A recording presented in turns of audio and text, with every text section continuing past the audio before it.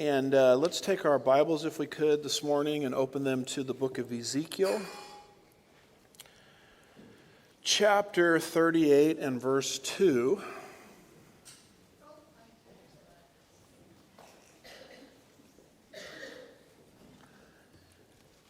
And we're continuing our study on the Middle East meltdown. This is not something we started last week because of the Russian invasion, interestingly enough.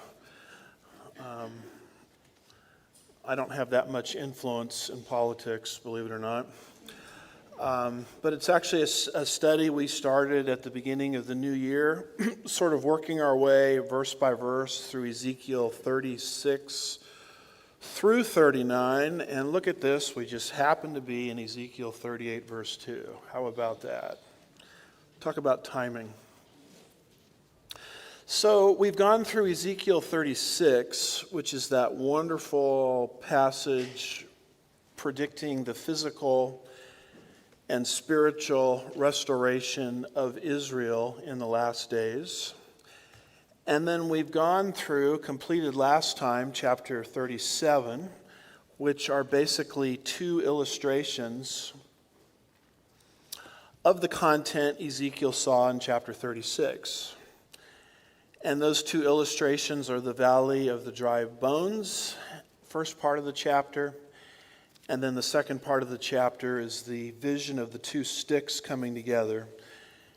And as I mentioned earlier, both of those are basically metaphors that God gave Israel, God gave Ezekiel 2,600 years ago, concerning his plan to restore the nation of Israel in the last days. So that much has been covered, and then the question becomes, okay, what is the instrument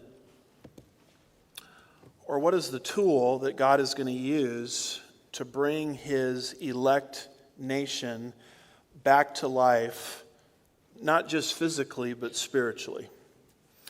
And that question is answered in Ezekiel chapters 38 and 39, which are probably two of the most important prophetic chapters you could ever study. And it's describing there this tremendous invasion that will come against Israel from the north, and it will ultimately lead to Israel's conversion. So you can take chapters 38 and 39 and put the whole thing together as an outline, because I think these chapters are meant to be read together. Verses 1 through 13, the invasion is planned. Verses 14 and 6 through 16, the invasion is executed. But then when you get to verse 17 through chapter 39, verse 20, you find that the invaders are defeated. So there's a happy ending to this. And then you get to chapter 39, verses 21 through 29, and you have the results of the invasion, which is a converted, believing Israel. So we started just last time, we barely got into it, the invasion planned. And there's two planners here. The first planner is God, because God is the one actually drawing these invaders into the Middle East. But the second planner is Gog, the leader of the coalition, because he thinks it's his plan. And when we get to verse 13, which I don't think we'll get to today, you'll see that he thinks it's his plan. That's what's going on in his mind, verse 13. But he forgets verses 1 through 9, where it was actually God's plan all along. So God is so big that he can use the decisions of his creatures that are in rebellion against him to execute his own will. And that's what's happening in these chapters. So we barely started to work our way through God's intention, and I think we left off right there in the middle of verse 2. It says, "Son of man, set your face towards Gog," that's the ruler of this coalition, "of the land of Magog, the prince of Rosh, Meshach, and Tubal, and prophesy against him."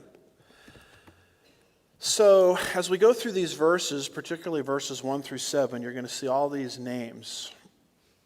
Rosh, Magog, Persia, Cush, Put, Meshach, Tubal, Gomer, and Togarmah. And most Christians read these names and they just kind of throw up their hands because it's just, I don't read this in the Houston Chronicle, for example.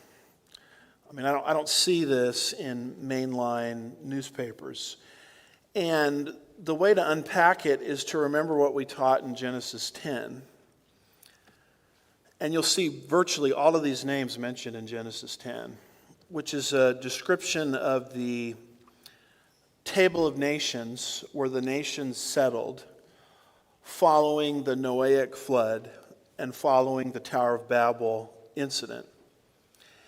And you can use scholarly sources like Josephus and Herodotus to track where these people groups went, and then it's just a matter of taking a look at the modern nations containing those people groups, and you can understand every single player here in this tremendous northern invasion. And once you do that analysis, you'll look at your headlines, and you won't believe how up to speed the Bible is with today, despite the fact that this was given to Ezekiel 2,600 years ago. So it's really a passage that's happening in terms of stage setting in real time before our very eyes. In fact, of all of the prophetic areas of Scripture that I think are most pertinent to today, I would have to pick this. This would be it. So here's the names of all of these different players, and we've just only had a chance to go through a couple of them. The first one mentioned, and we did this last time, was Magog. And Josephus, who was a Jewish historian, he wrote just a little after the time of Christ in his Antiquities, identifies Magog as the Scythians. And we basically know that the Scythians migrated from Central Asia to southern Russia about the 8th to the 7th century. So I'm sort of confident that Magog is a reference to the groups there in Central Asia. You know, all of the stands, Kazakhstan, Uzbekistan, Tajikistan, Kyrgyzstan, Turkmenistan, and we could throw into the mix Afghanistan. And when you remember what happened recently with the United States and Afghanistan, how we pulled out and happened to leave them, what was it, $80 billion or something like that in weapons, maybe the number's higher than that. You start to understand that, oh my goodness, we just armed one of the nations that's going to come against Israel in the last days. The second one we went into was Rosh. And there's a lot of people, and I mentioned this in detail last week, and so I won't go through all the arguments again. And I mentioned it on Pastor's Point of View last Friday, a couple of days ago, went through the same arguments, but there's a lot of people out there that think Rosh has zero to do with Russia because Rosh is a common noun, they think, and not a proper noun, identifying a specific place of geography. So here's one prophecy guy. I'm not trying to pick on him. I'm just trying to show you the mentality that's out there. He tweeted recently that no, Russia is not Magog. Now that much I agree with. It's not Magog. In Hebrew, Rosh means head. So you might recognize the Hebrew holiday Rosh Hashanah, which means something beginning, something new. And so a lot of people think Rosh is used the exact same way here. It's not talking about a specific people group or a specific geographical group. It just means head, chief, top, summit. So you'll notice that in his Derek Gilbert's Ezekiel 38 and 39 map, he's got all of these nations mentioned, but there's no Russia. And the reason there's no Russia mentioned here in his map is because he thinks Rosh is just a common noun and not a proper noun or a proper name. I'm sorry to disappoint King James only people. I generally like the King James Bible, but it wasn't the English version that Paul used, contrary to what everybody tells you. It's a very, very good translation, but it's not perfect. And you'll notice that the King James Bible doesn't have the word Rosh in a translation of verse 2, because the King James Bible is treating Rosh as a common noun, not as a proper name, proper noun. The New American Standard Bible, which also is very good, but not perfect either in other areas, you'll notice the name Rosh is mentioned. So who's right here? The KJV, and I have to say that very slowly because when I say it fast, sometimes I say KGB. And that would really be newspaper exegesis if I did that. So who's right here, the New American Standard or the KJV? We think in this case, the New American Standard Bible has it right. We went through all the different arguments last time. And we think that Wilhelm Gesenius, a scholar, the father of lexicography, who wrote a standard academic book all the way back, printed in 1847. So he wasn't doing newspaper exegesis in 1847 because Russia was not doing the stuff that it's doing today. So he wasn't reading the headlines back into the Bible. But Gesenius simply says that Rosh is a proper noun. So the NASB is right here, and the KJV has it wrong. I took you to some articles from different scholars like Clyde Billington, writing in the Michigan Theological Journal, who tracks the proper name Rosh through a ton of extra biblical sources. And his conclusion is that the Rosh people of the area north of the Black Sea formed the people known today as the Russians. Gesenius says the exact same thing. He says of Rosh, it's a proper name of a northern nation mentioned with Tubal and Meshach. He says undoubtedly the Russians. So the vantage point that I teach from here concerning Rosh is just as much a people and a place as is every other player mentioned on this list. It's just as much a people and a place as is Meshach and Tubal and all of the other names that we're going to discuss today. So that is just sort of a recap from last week. There's a major clue, and we'll see this today in our study, hopefully as time permits, but it talks about this invasion coming from the remote north. It says it 3 times. And the question is, remote north from what? And when you study Bible prophecy, you have to think the way God thinks. To God, the nation of Israel is the centerpiece of all divine activity.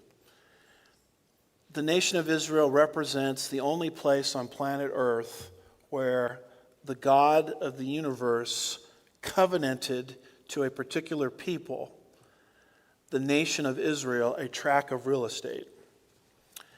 And we saw that in our Genesis studies. You see that in Genesis 15. So in Bible prophecy, when it says the remote north, or it talks about an invader from the south, or an invader from the east, etc., it's always relative to Israel. Because Israel, Ezekiel 5, verse 5, is the center of the nations.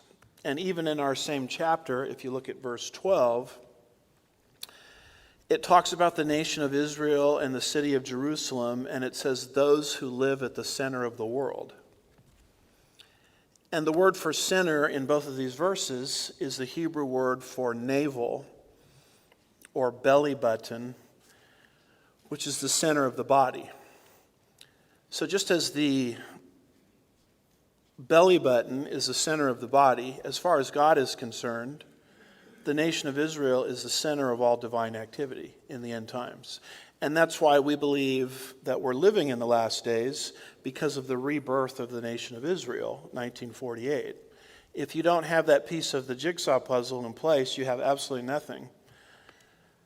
Because the center of all divine activity in terms of prophecy is the nation of Israel, because of God's covenant to the nation of Israel in the Abrahamic covenant going back to Genesis 15.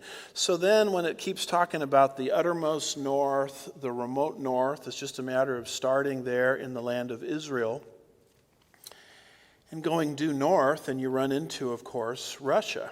So that would be a second clue that Rosh is Russia. So Rosh is a proper name. Rosh can be traced to the people groups of Russia, as Gesenius and others have said. And then there's, if that weren't enough evidence, we have this further clue about this invader coming from the remote north, and just geographically, starting with Israel, which is the centerpiece of all divine activity. Rosh is Russia because it clearly is due north or to the remote north of Israel. So that becomes the significance of the recent events concerning the Russian invasion of the Ukraine. The Ukraine is between Russia, according to this map anyway, and Israel. So when Putin makes a move like this, I say to myself, well, this is very sad and this is very tragic. I hope we can get our friends and family and missionaries out of harm's way. I say that with one part of my brain. But the other part of my brain says, I'm really not surprised. See, the whole world community is shocked that this has happened. I am not surprised because I'm a student of Ezekiel, as you are. And Ezekiel predicted an aggressive Russia in the last days, ultimately with an agenda to move from the north to the south into the land of Israel.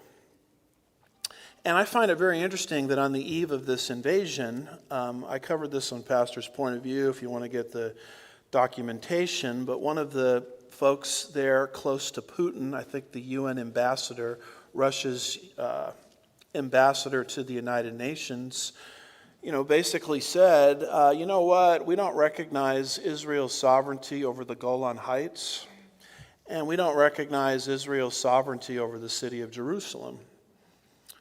Even though Donald Trump, as you know, and we have to be in the last days with a name like Trump, right? The last Trump. But Donald Trump, as you know, that's not very good exegesis either. But Donald Trump, of course, recognized Israel's sovereignty over the Golan Heights and moved our capital from Tel Aviv to Jerusalem, recognizing Israel's sovereignty over Jerusalem, or indicating that Jerusalem is the capital of undivided Israel going back to the time of David, basically 3,000 years. So when the ambassador of Russia on the eve of this Ukrainian invasion says, we don't recognize those things, you start to see that they have much greater ambitions than simply invading the Ukraine and other countries.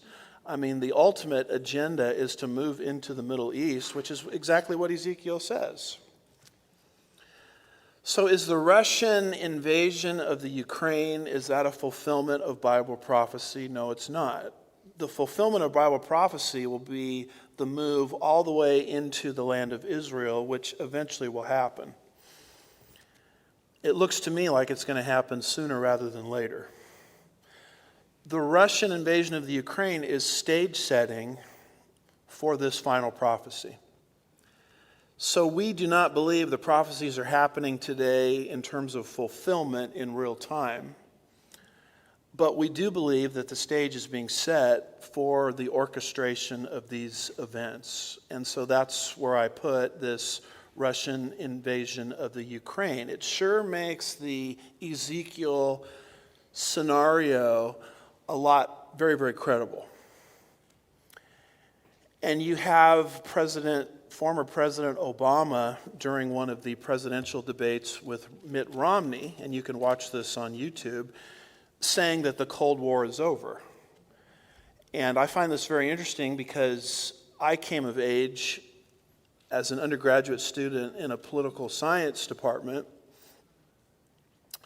that basically they all taught us that the Cold War is over. We've got to have the peace dividend. We've got to, melt down our arms and whatnot and use it on social programs. And I always said to myself, the Cold War is not over. This is sort of like one step backward, two steps forward with glasnost and perestroika. And I remember being looked at just as almost a lunatic when I would express my views in class and almost being laughed at. And the reason I knew the Cold War wasn't over is not because I was the smartest guy in the room. It's because I knew what the prophet Ezekiel said about this. And so suddenly the Russian bear wakes up and rolls over neighboring Georgia in 2008. And then they become aggressive with the Crimea in 2014. And now, just within the last week or two, they make this bold move into the Ukraine that nobody thought would ever could happen. Because the Cold War's over, right? Well, it's not over. Because Bible prophecy says it's not over. And I was listening to one reporter. He was saying, yeah, they're going to go as far as Poland. And I said, Poland? Are you kidding me? They're not going to go as far as Poland. They're going all the way into the Middle East. Now, I don't have a date and time when this is going to happen, but eventually it's going to happen. And they're moving, as far as I can tell, in the correct direction, coming from the remote parts of the north. So that's a little bit about Rosh or Russia. You keep reading there in verse 2. Son of man, set your face toward Gog of the land of Magog. That would be Central Asia. The prince of Rosh, and notice these other names, Meshach and Tubal, and prophesy against him. So who is Meshach? Well, Josephus, in his Antiquities, uses a word that many believe he's speaking of Meshach because he's explaining where Noah's descendants settled after the flood. And you'll notice that Josephus identifies Meshach with the Cappadocians. And you say, Cappadocia, Cappadocia, Cappadocia. I've read that in the Bible before. Oh, there it is, 1 Peter 1:1. Peter gives us his audience. Peter, an apostle of Jesus Christ, to those who reside as aliens scattered throughout Pontus, Galatia, Cappadocia, Asia, Bithynia, who are chosen. That's where Cappadocia is. That's who Peter was writing to. And of course, the modern nation containing Cappadocia is Turkey. You'll notice that Herodotus, in his histories, and keep in mind when Herodotus wrote, he wrote about 450 BC, so he is within almost a century of Ezekiel's prophecies. He identifies a particular sea that we think there is the Black Sea, and he uses a couple of names there that many think is speaking of Meshach and Tubal, and he talks about these groups living southeast of the Black Sea. And if you go southeast of the Black Sea, you run into what nation? You run into Turkey. And it's very interesting as we go through this, you'll see Ezekiel uses 4 names that relate to Turkey. Now, Turkey, let's talk Turkey. Shall we do that for a minute? I was going to name this Let's Talk Turkey, but I thought that might be a bit of an overkill. But nevertheless, it's kind of interesting when you look at the trajectory of Turkey, because Turkey at one time was a place where Israelis took their vacations. It was a place that recognized the modern state of Israel, and now Turkey, like Iran, which we'll talk about in a moment, has been Islamicized And because they've now gone to Islamic ideology, they've turned against Israel, and they've turned against the West. And so Bible prophecy students for a long time said, keep your eye on Turkey. Turkey's going to shift. And lo and behold, that's what's happened in modern times.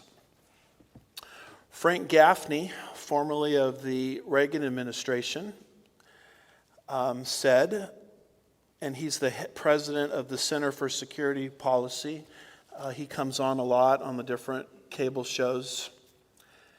According to Frank Gaffney, president of the Center for Security Policy, Turkey is transitioning from, quote, a secular democracy with a Muslim society into a state governed by radical Islamic ideology and hostile to Western values and freedoms, close quote. That's a dated quote. He said that back in 2006. And when you watch modern day Turkey and Erdogan and all of these things happening there, again, you can see how what he spoke of in 2006 is accelerating. One of the things to understand about Islamic ideology is they actually believe that Allah ascended back to Muhammad on a steed named Barak. I can't make this stuff up. The steed's name is Barak. And he did that from Jerusalem. Now, they have absolutely no reference to this in the Quran, but modern day Islam believes this. And so any type of Jewish Hebrew presence on that land, in that city, is a disrespecter of Allah. And so as Islam virtually took over Turkey, virtually took over Iran, you can see why those nations shifted. And now the political ideology is in place for this northern invasion spearheaded by Russia. So Islam and all of these nations, with the possible exception of Rosh, and I say possible exception because there's a growing population of Islamic folks in Rosh as well. But all of these nations, with the possible exception of Rosh, the tie that binds, the common denominator is Islam. And most Westerners look at Islam as if it's just another religion. In fact, when you go through the Quran and you look at the founding documents of Islam, a very small percentage of what is discussed has to do with religion. It's all about politics.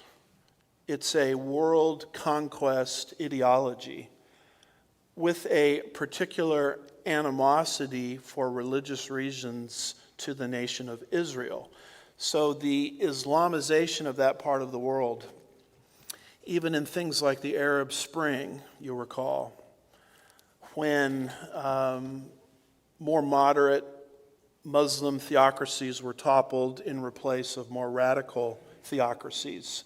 All of that I put into the category of stage setting. So the right political conquest ideology is in place for this northern invasion. And so that's why Turkey becomes very, very interesting. And then you go down to verse 3 as we're trying to go through this verse by verse. And Ezekiel is told by God, and say, "Thus says the Lord God, I am against you, O Gog, prince of Rosh, Meshach, and Tubal." So God is against this attack. You go back to, I guess it was the prior verse, actually verse 1, where it says, end of verse 1, actually, I'm sorry, not verse 1, verse 2, prophesy against. When God says prophesy against, he's giving his own posture against this northern invasion. God says to Ezekiel, I want you to prophesy against this because I am against this. And you see that repeated there in verse 3. So who is Gog, G-O-G, that's the leader. Who is Rosh? Rosh is Russia. who are Meshach and Tubal. Meshach and Tubal, for reasons I've tried to explain, we believe are modern-day Turkey. And then you go to verse 4, and you start to see that it's actually God that's behind all of this. They think they're invading for their own reasons, but it's actually God that's put this appetite into their hearts for this invasion to showcase his glory, which God has a right to do because his purposes in human history are doxological. He works in history to glorify himself. And boy, is he going to glorify himself at the end of these chapters. It says, verse 4, I will turn you about, and I will put hooks into your jaw, or jaws, I should say, and I will bring you out. So why are they invading? God is yanking at them, saying it's time. Now, do these enemies of Israel know they're doing God's will? No, they don't have the foggiest idea. They think they're doing their own will. So the divine perspective is given in verse 4. The human perspective is given in verse 12. They think they're coming against Israel because of what it says in verse 12. But the truth of the matter is they're coming against Israel because God is dragging them out. It's a beautiful picture if you're into this debate between sovereignty and free will. Pastor, do you believe in sovereignty or free will? My answer is yes. There's clearly both of them here. God is pulling them, and at the same time, they think that they're executing their own will. So what's their ambition? It's given in verse 12. To capture spoil, to seize plunder, to turn your hand against the waste places which are now inhabited, and against the people who are gathered from the nations, who have acquired cattle and goods, and who live at the center of the world. So they think they're coming against Israel because of wealth or money. And when we get to verse 12, not today, I'll show you some modern finds in the nation of Israel which have made Israel phenomenally wealthy, exactly like Ezekiel said would happen. So they think they're coming to get the wealth, and it's interesting to listen to the commentators try to explain the Russian invasion of the Ukraine. They talk about crops, they talk about things that Putin can get his hands on financially. You know, they talk about that warm water seaport, which they find necessary. And a lot of the discussion comes down to money. It comes down to economics. And when I listen to all these talking heads on TV who really, as far as I can tell, most of them know absolutely nothing about Ezekiel 38. And they're all talking about an invasion because of economics. I'm saying, well, that's what God said would happen. This is just a small step in a direction that will land them ultimately in the Middle East to seize Israel's wealth. Now, the second part of verse 4 is a big stumbling block for literal interpretation. There is no prophet that tests your interpreter of the Bible as a literal interpreter other than Ezekiel. If you want to know where someone is at in terms of hermeneutics, the science and art of Bible interpretation, or you want to know where they're at concerning the end times, just let them interpret Ezekiel for you, and you'll learn real fast. Because Ezekiel says things like, my servant David will reign over them. Well, as we saw last week, David means David.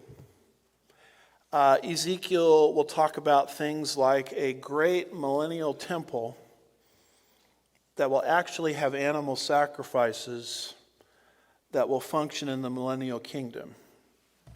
And so, Pastor, what does that mean? Well, here's what it means. There's going to be a great temple having animal sacrifices in the millennial kingdom. And here's another place where your decision to be a literal interpreter or not is severely tested, because as you look at the second part of verse 4, it mentions warfare that looks ancient.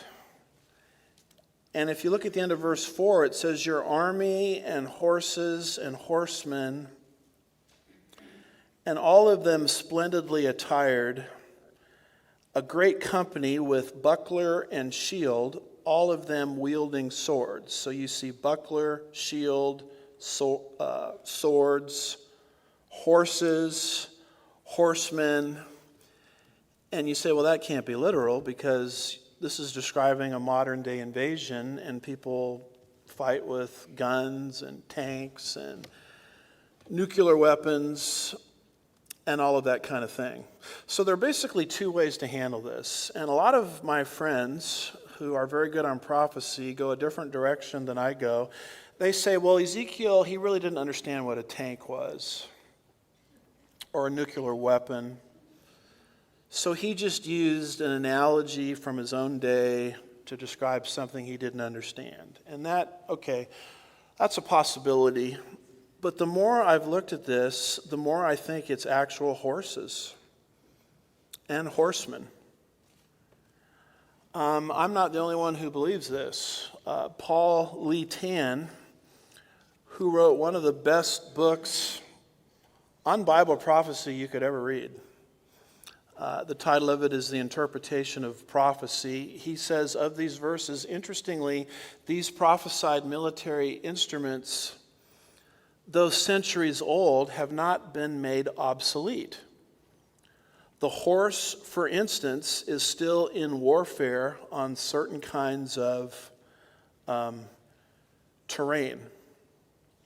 Here is Charles Lee Feinberg, another great interpreter of Bible prophecy, in his Ezekiel commentary going back to 1963, I think this 69, says some have found great difficulty in the references to armor, buckler, shield, sword, and helmet.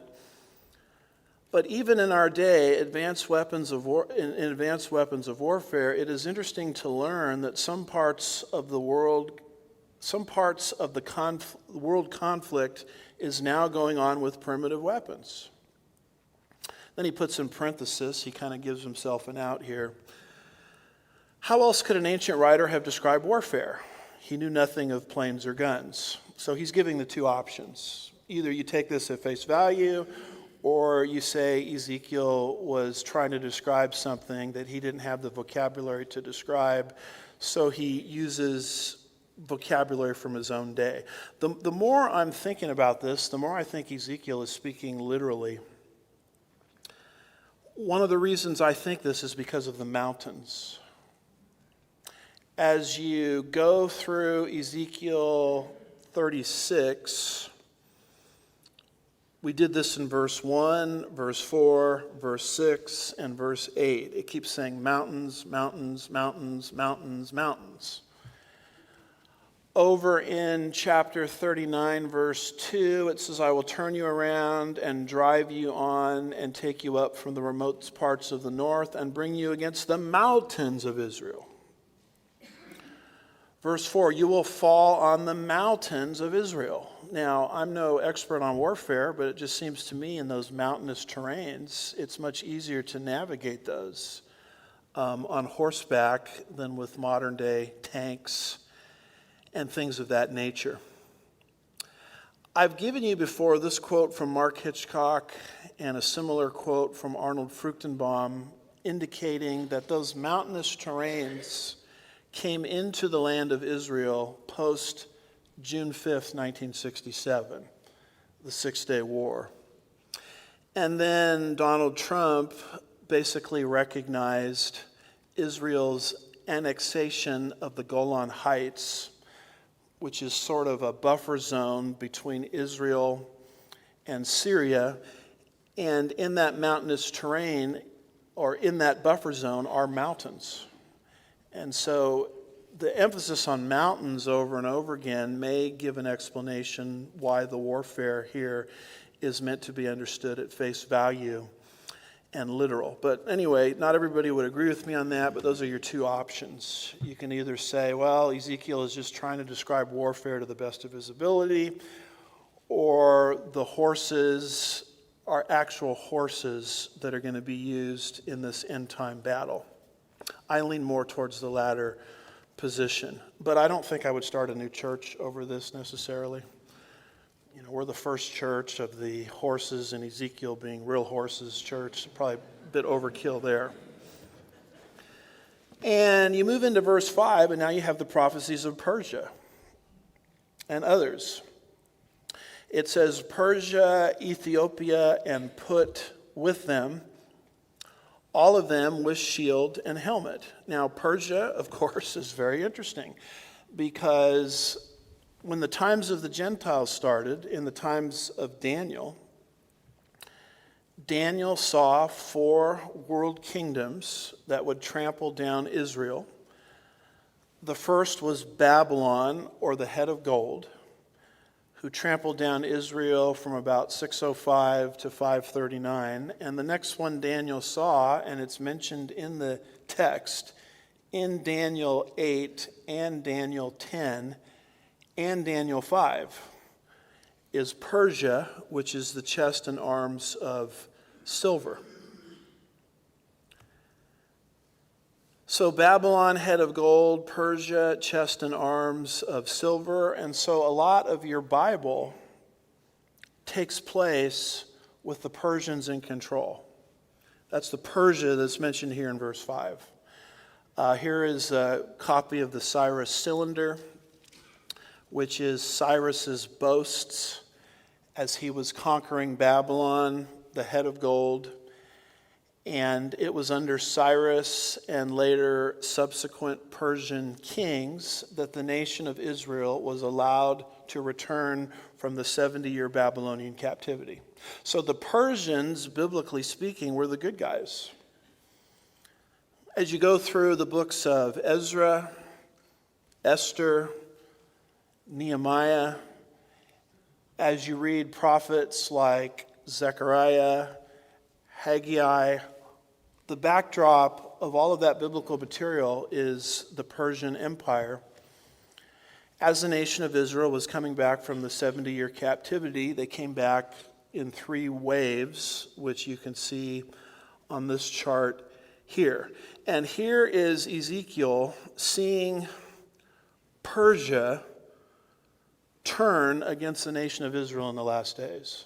And I have a sneaking suspicion that this prophecy completely and totally confused him. Because Persia is our help. Persia is our ally. And Persia became a modern-day nation.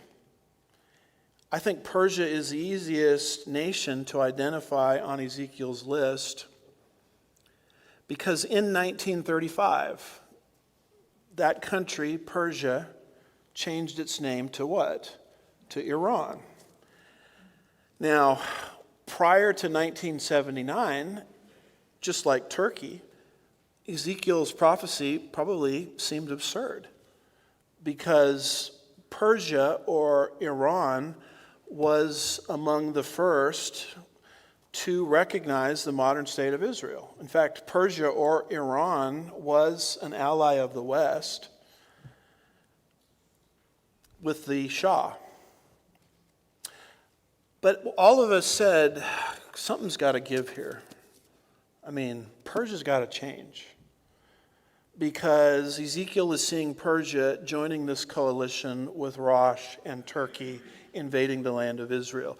And the big change happened in 1979, where the Shah was deposed and replaced by the Ayatollah. And Iran then became known as the Islamic Republic of Iran. That was in the days, you'll remember, of the long gas lines. Gee, history is almost repeating itself, isn't it? The long gas lines, and that was when Jimmy Carter was president. I know that's a bad memory for some of you. I think, well, maybe I shouldn't say this, but I already let it out, so I better say it. I think Biden really appreciates Jimmy Carter. Or the other way around, I guess. Carter appreciates Biden. There we go. So I won't continue with that one. Because now Jimmy Carter says he's no longer the worst president in American history. All right. But with that shift came an Islamization of a country. And if you don't think politics matters, just look at this graphic here.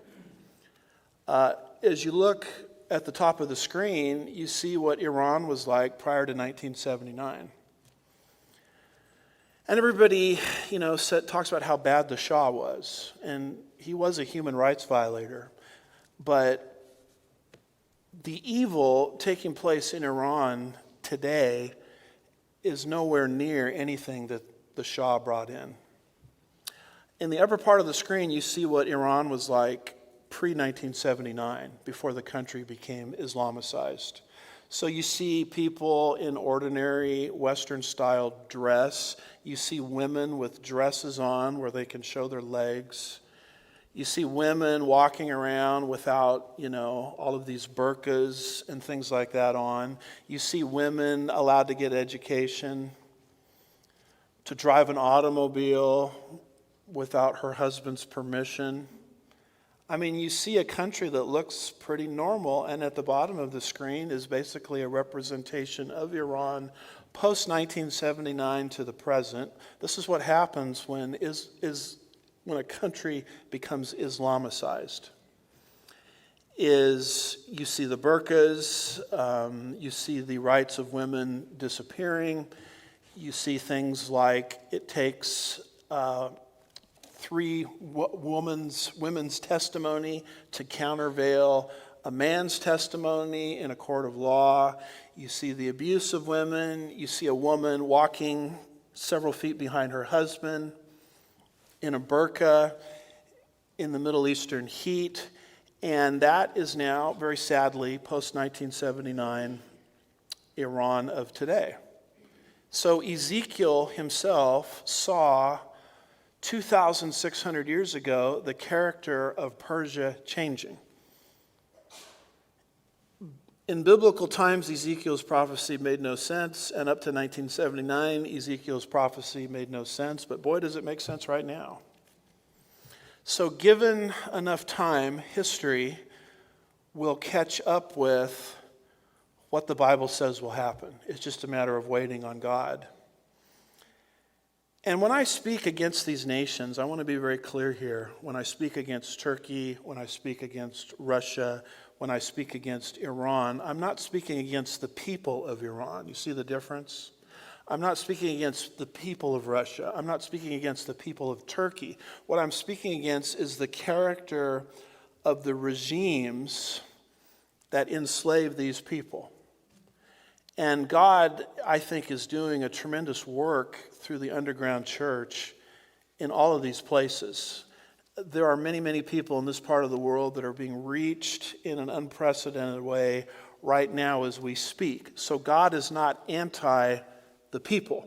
What he's anti is the enslaving ideology which has jurisdiction over the people.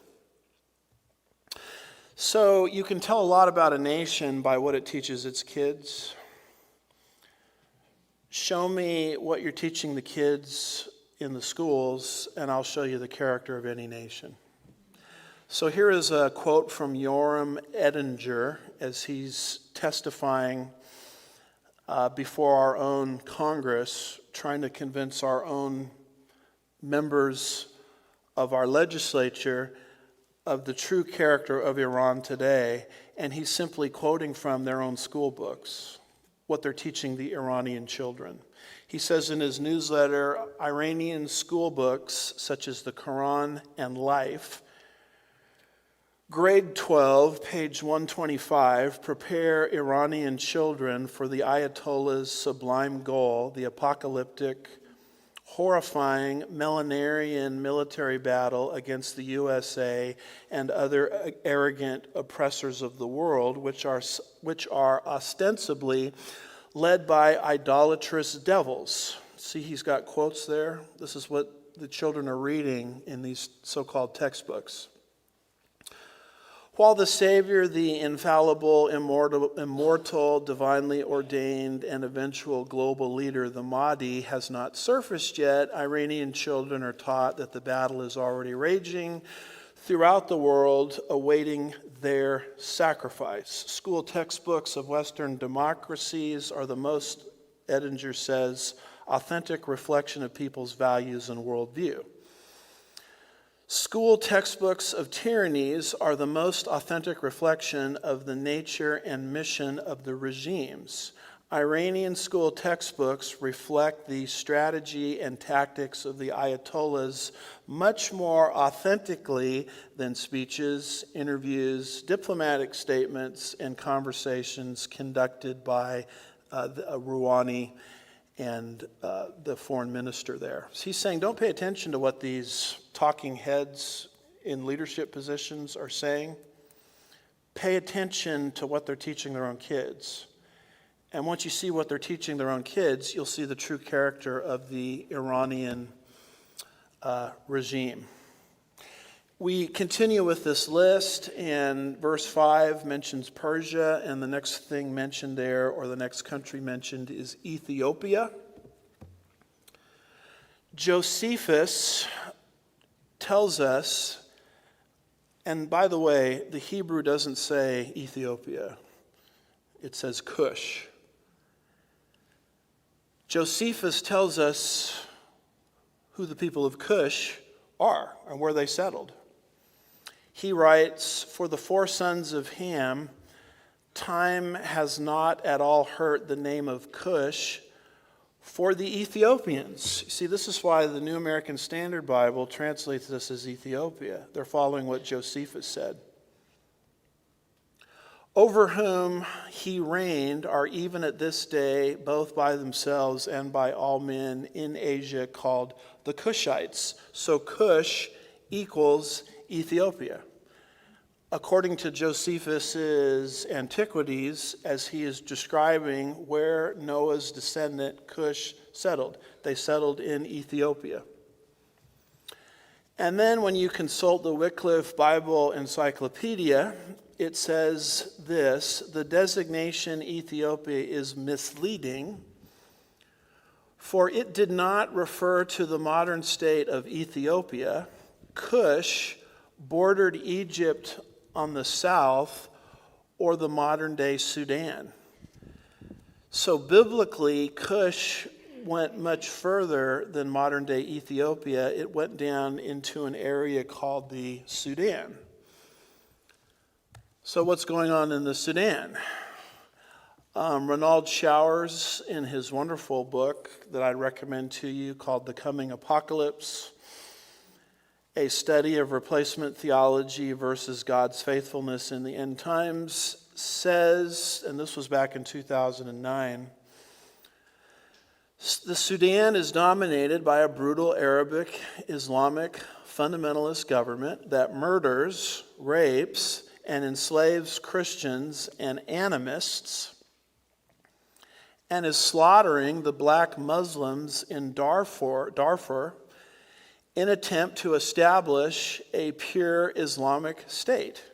So when you see this word Ethiopia, which is a translation from the word Cush, I think what we're supposed to think is the Sudan, which is a part of the world where one of the very worst genocides, as this quote reflects, in modern times is happening. And then we come to Put. Verse 5, Persia, Ethiopia, and Put, with them, all of them with shield and helmet. Now we come to this entity called Put, and the big question here is, where are we going to put Put? Josephus, in his Antiquities, comes to our rescue again, and he identifies Put, that you'll see in Genesis 10, he identifies Put with Libya. So we believe that Put is Libya. Now, there have been two major things that have happened in my lifetime concerning Libya. One of them is Muammar Gaddafi. You remember him? I got this just from a Wikipedia article. It says on April 5th, 1986, 3 people were killed and around 230 injured in the La Belle Disco, when the La Belle discotheque was bombed in Western Berlin. And you remember what then President Ronald Reagan did, how he came back with force and dealt with Gaddafi. And Gaddafi went underground and didn't resurface until much later. And so that's the difference in foreign policy between a strong president and a weak president. A strong president, you remember the Iranian hostage crisis? The very day that Jimmy Carter left office and Ronald Reagan was inaugurated, you remember what happened. The Iranians released the hostages. And this is why I believe I'm justified from the Bible in advocating a peace through strength foreign policy. And it relates to the idea of depravity. These people like Gaddafi, like the Ayatollah, they are rotten to the core. And someone that is rotten to the core through total depravity, and then their sin nature is given over to what it wants to do through a hateful ideology, which is a very dangerous combination. Because war and murder already exists in the hearts of people. Mark 7 says that. And then you tell them that they have permission to exercise their warlike tendencies, where now you have depravity falling into the soil of a hateful ideology. And that's the beginning of terrorism. And these people are so dead and gone in their trespasses and sins, and they're so given over to evil that they really only understand one thing. They're not open to reason.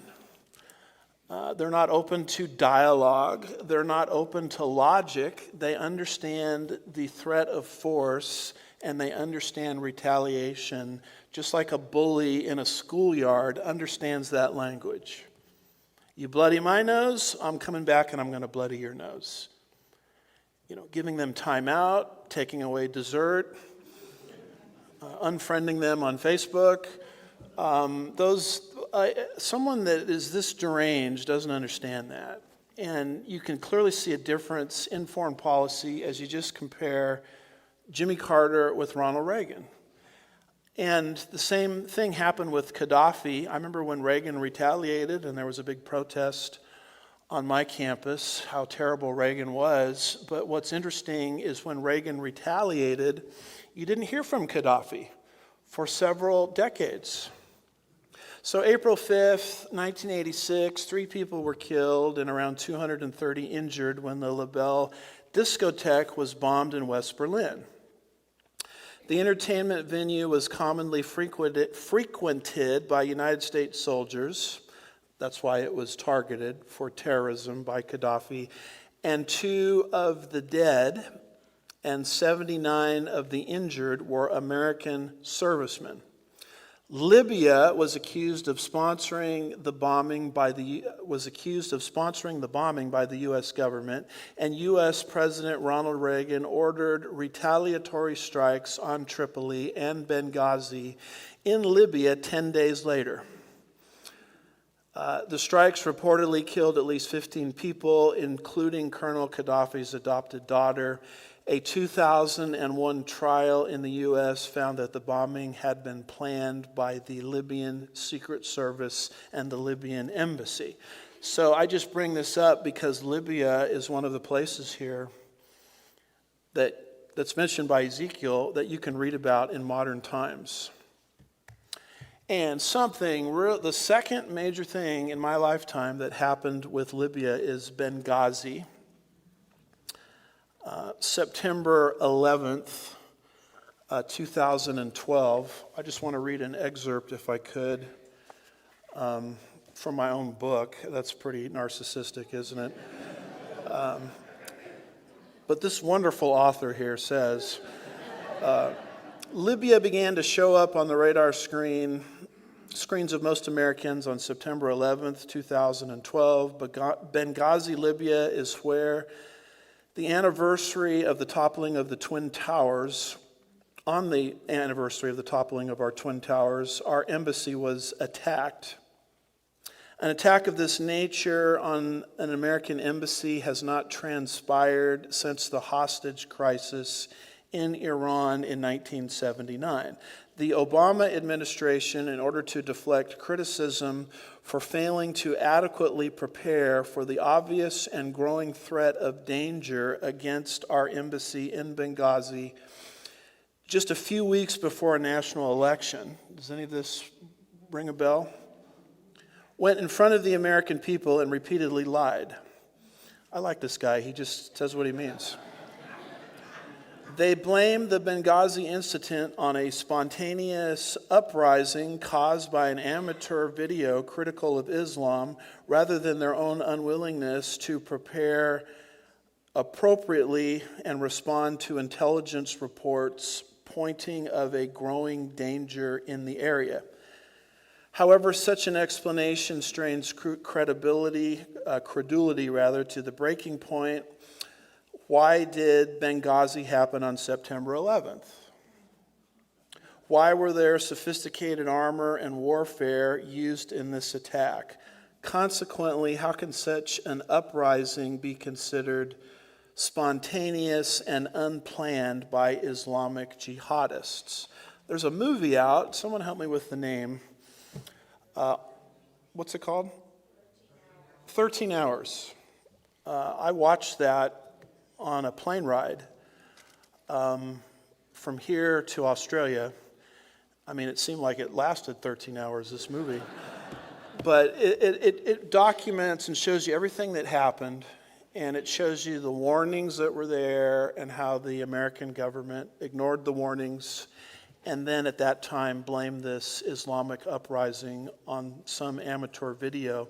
But the reason I'm bringing up Gaddafi and the reason I'm bringing up Benghazi is things that are happening right there with Put or Libya. One other fast thing, and I'll have to come back to this, but related to the horses. The role, and I'm reading from an article. No, this is not my article. This is an article called Downgrading for Armageddon in the Prophetic Witness magazine a few years back. It says concerning the horses, it says the role of the mule and the horse in Afghanistan fighting was recognized by the CIA in the 1980s when the Soviet Union occupied Afghanistan. The CIA also provided thousands of mules and imported them from Tennessee. Did you know that? So you read this and you say, well, horses and horsemen, that's not really that far-fetched, because our own CIA recognized the need for horses in that part of the world going back to 1980. So all of that said, we're going to stop right there in the middle of verse 5, because at least you know who Persia is, Iran, you know who Ethiopia is, that's the Sudan, and you know who Put is, that's Libya, where recent events have happened in Libya in our own lifetime. And you can see all of this as the hand of God setting the stage for this end time invasion. Amen? All right, let's pray.